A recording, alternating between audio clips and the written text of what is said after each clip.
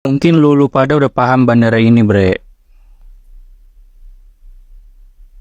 Sebagai salah satu bandara tersibuk di dunia, Bandara Suta ini punya sejarah panjang. Sebelum namanya yang kayak kita kenal sekarang ini, dulunya itu namanya Bandara Cengkareng. Terus kenapa sekarang terkenal dengan Bandara Soekarno-Hatta atau Bandara Suta? Gini bro, Bandara Soekarno-Hatta pertama kali dibuka pada tahun 1985 dengan nama Bandara Internasional Cengkareng. Awalnya bandara ini hanya punya satu terminal dan melayani penerbangan internasional dan domestik aja. Tahun 1992 terminal kedua dibuka untuk mengakomodasi peningkatan jumlah penumpang. Bandara Soekarno-Hatta populer di masyarakat sebagai Bandara Cengkareng merujuk kode IATA atau kode wilayah CGK karena berdekatan dengan wilayah Cengkareng. Meskipun secara geografis berada di Kecamatan Benda, Kota Tangerang. Terus kenapa jadi namanya Bandara Soekarno-Hatta? Nama ini dipilih untuk memperingati perjuangan Soekarno dan Hatta dalam memimpin Indonesia menuju kemerdekaan dan juga sebagai penghormatan terhadap peran mereka dalam sejarah, bro. Bandara Soekarno-Hatta ini dibangun untuk menggantikan fungsi Bandara Kemayoran di Jakarta Pusat dan Halim Perdana Kusuma di Jakarta Timur. Kayak yang pernah gue ceritain di VT gue sebelumnya bahas Bandara Kemayoran. Pembangunan Bandara Soekarno-Hatta dimulai 1975 sampai 1981. Disepakati rencana pembangunan 3 landasan pacu, jalan aspal, 3 terminal domestik, dan 1 terminal haji. Bandara Soekarno-Hatta dirancang oleh arsitek terkenal Prancis Paul Andrew. Desainnya untuk Bandara Soekarno-Hatta mengusung konsep arsitektur lokal dengan kebun tropis di antara lounge dan tempat tunggunya. Bandara Soekarno-Hatta memiliki luas 18 km persegi dengan 2 landasan paralel yang dipisahkan oleh 2 taxiway sepanjang 2,4 km,